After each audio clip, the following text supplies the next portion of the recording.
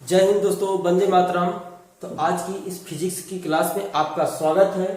और दोस्तों आज की क्लास में जो टॉपिक हमें पढ़ना है, तो हमें इस टॉपिक में क्या पढ़ना है, वैद्युत द्विध्रुव के कारण अच्छी स्थिति में वैद्युत क्षेत्र की तीव्रता का व्यंजक।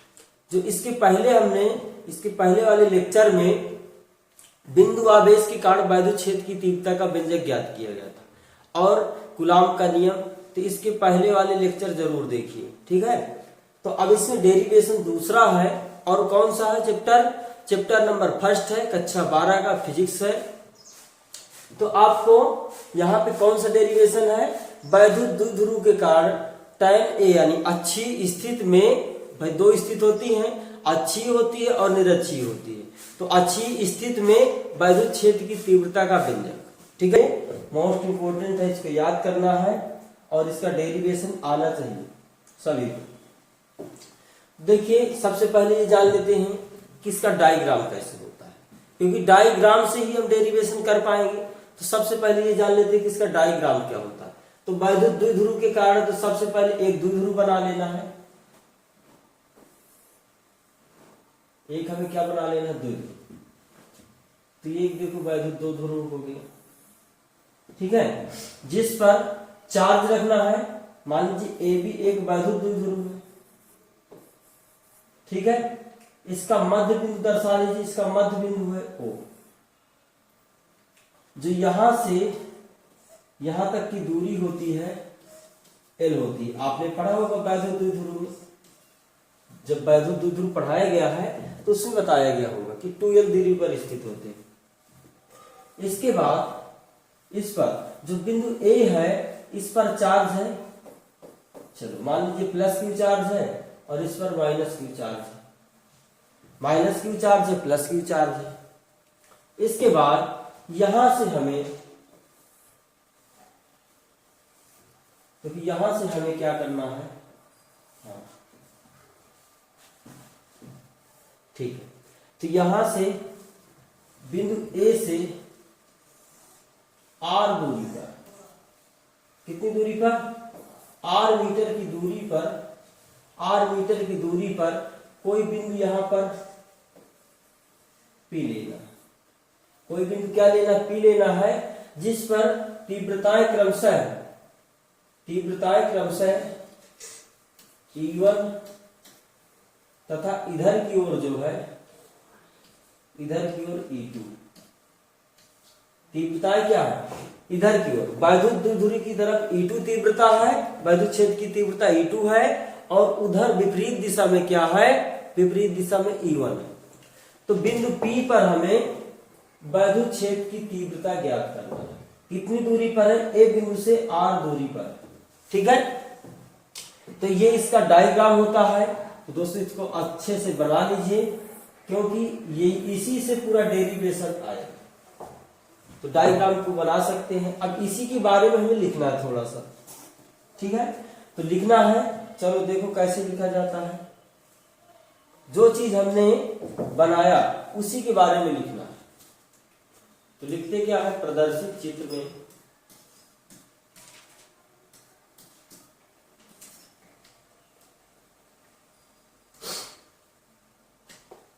कि प्लस Q आवेश के कारण, प्लस Q आवेश के कारण बिंदु P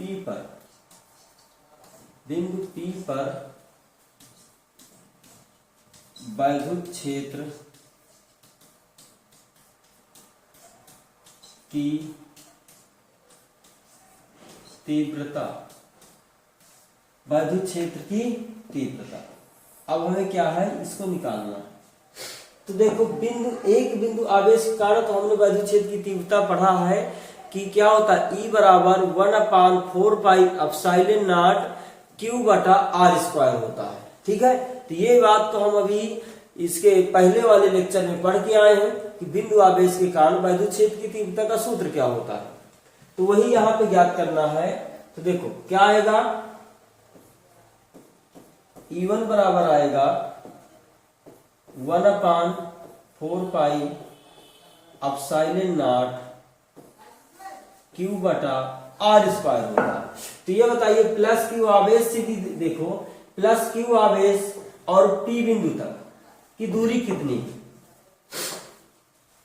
प्लस Q आवेश से बिंदु P तक की दूरी कितनी है भाई, यहां से यहां तक तो देखो R है, फिर इसके बाद यहां से यहां तक की दूरी कितनी है, L है। तो क्या पूरी जब दूरी ली जाएगी बिंदु A से P तक की दूरी, तो क्या लेंगे R प्लस L लिया जाएगा। तो क्या लिखेंगे यहां पर R प्लस L का होल स्क्वायर, क्योंकि नीचे R स्क्वायर होता है। तो ये E1 हो गया। फिर इसके बाद अब हमें माइनस Q आवेश के कारण निकालना है, तो क्या लिखेंगे माइनस Q आवेश के कारण बिंदु P पर वैद्युत क्षेत्र की तीव्रता। अब इसमें क्या होगा भाई, इसमें E2 आएगा और E2 बराबर क्या होगा 1/4 एप्सिलॉन नॉट Q बटा R स्क्वायर।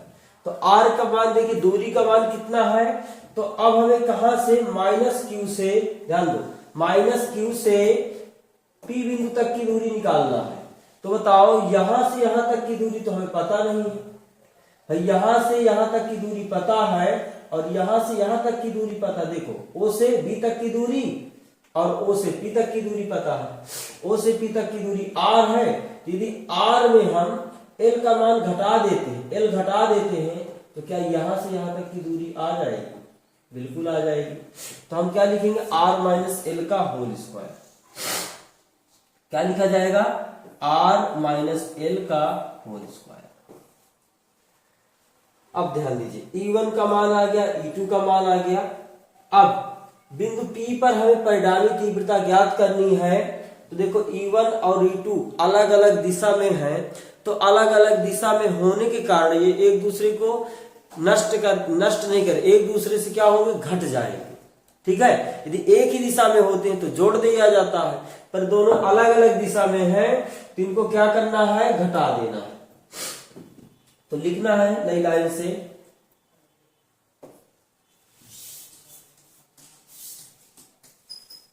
बिंदु P पर परिणामी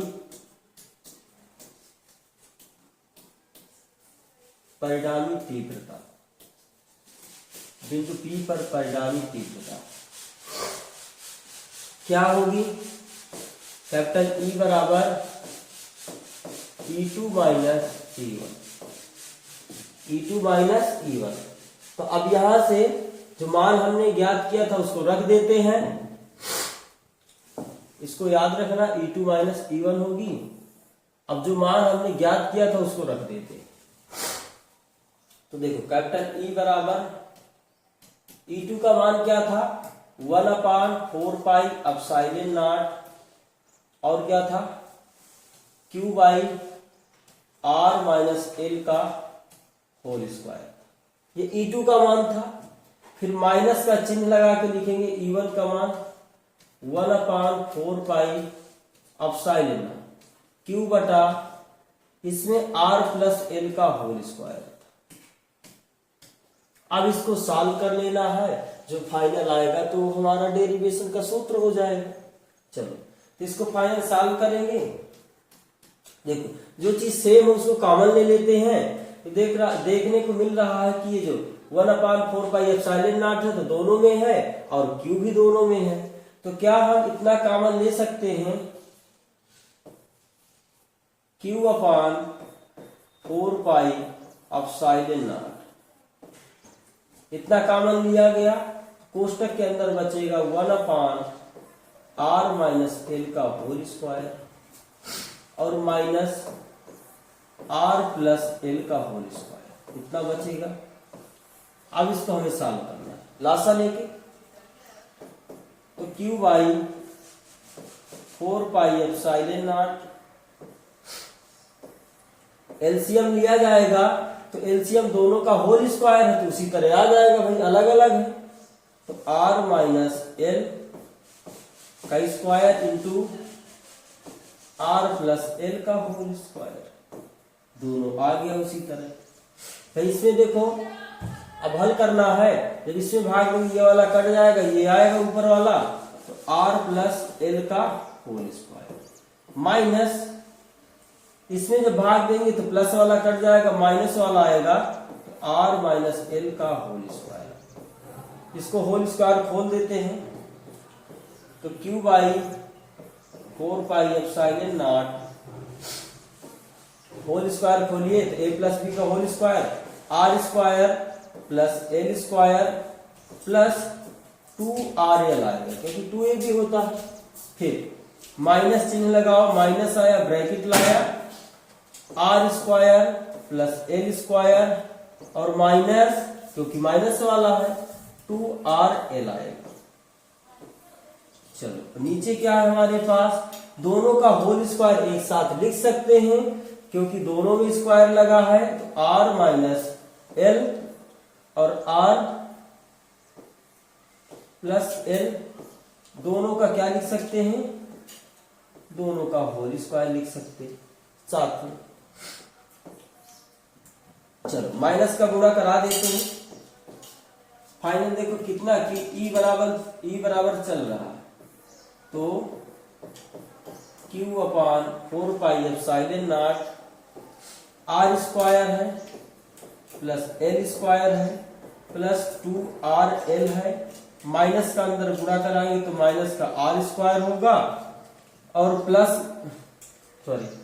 माइनस का एल स्क्वायर होगा और माइनस ये वाला है तो ये वाला प्लस का 2rl हो जाएगा। जब माइनस का गुणा होगा तो चिन्ह बदल जाएगा।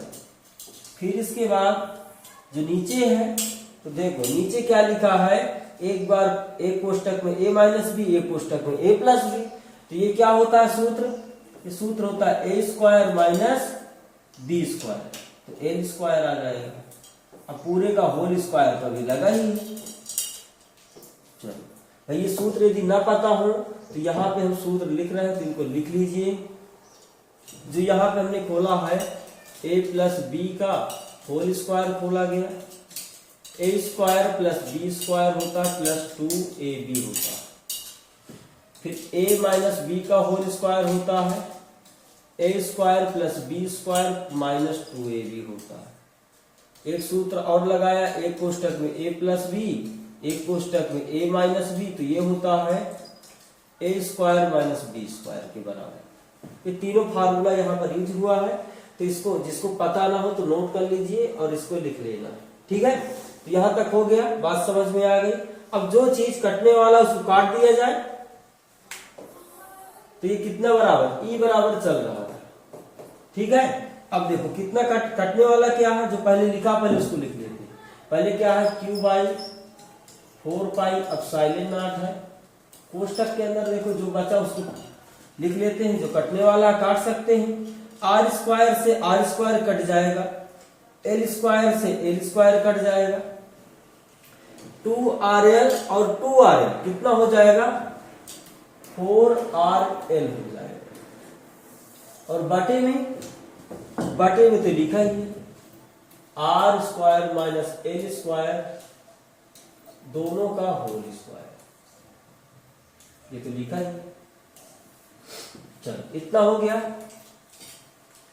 अब देखो, अब यहां से आपने एक फार्मूला पढ़ा था वैद्युत द्विध्रुव का P बराबर 2ql, तो क्या P बराबर 2ql इसमें शामिल है?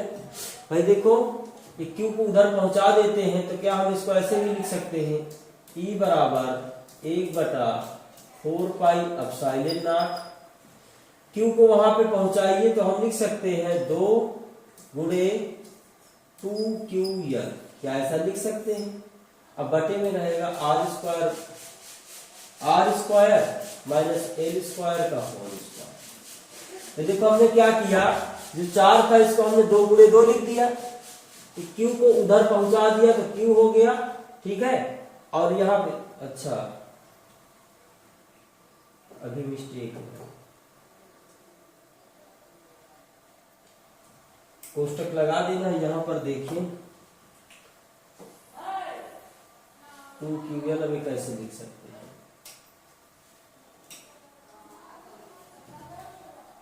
पहले अभी काटना पड़ेगा ना। तो देखो इसको हम क्या लिख सकते हैं 2RL इस तरह लिख सकते हैं, और साथ में Q भी रहेगा, ठीक है। साथ में Q भी रहेगा तो थोड़ा सा अलग अलग लिख सकते हैं कि नहीं लिख सकते। जैसे हम इसे लिखना चाहें तो ऐसे लिख सकते 2QL और इंटू में R रख दिया, इतना रख दिया। देखो R भी है, L भी है, Q भी है, और 4 को हमने 2 गुणे 2 रख दिया।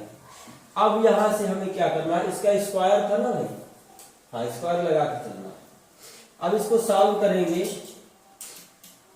1/4 पाई एप्सिलॉन। तो यहां से ध्यान दीजिए कि ये जो क्या है 2QL है, इसकी स्थान पे क्या रख सकते हैं 2P, और R तो है इंटू बटे में, ध्यान दो। अब इसमें थोड़ा सा यहाँ पे लिखना पड़ता है, लिख देंगे बाद में L² का होल स्क्वायर। यहाँ पे ये लिखना पड़ता है कि देखो R जो है लंबाई, जो अभी हमने इसमें देखो देखा है ना आपने, R जो है R लंबाई ज्यादा है और L क्या है कम है, L क्या है कम है। तो यहाँ पे हम मान लेते हैं कि माना R की अपेक्षा